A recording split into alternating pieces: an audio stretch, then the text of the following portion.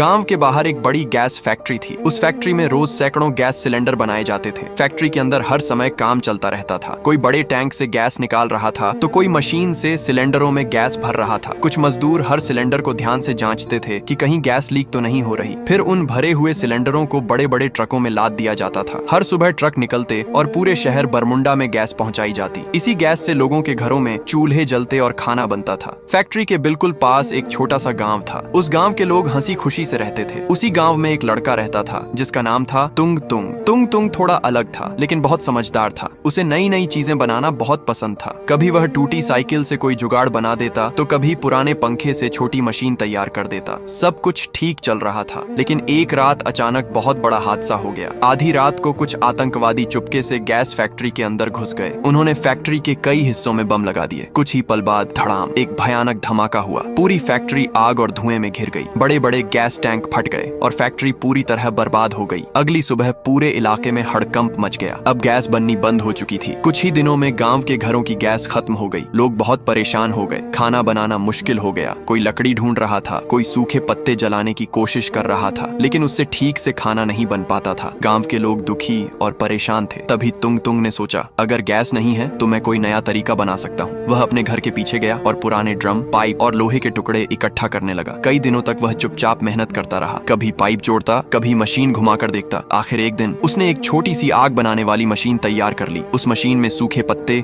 भूसा और कचरा डालते ही मशीन के अंदर से तेज और लगातार आग निकलने लगी। अब उस आग पर आराम से खाना पकाया जा सकता था। तुंग तुंग ने वह मशीन पूरे गांव को दिखाया। गांव वाले हैरान रह गए। अब बिना गैस के भी उनके घरों में चूल्हे जलने लगे। कुछ ही दिनों में तुंग तुंग ने ऐसी कई मशीनें बना दी। पूरा गांव खुश हो गया। लोग तुंग तुंग की खूब तारीफ करने लगे। उस दिन के बाद गांव में एक बात सबकी जुबान पर थी, समस्या कितनी भी बड़ी क्यों न हो, अगर दिमाग और हिम्मत हो तो उसका हल जरूर निकल जाता है।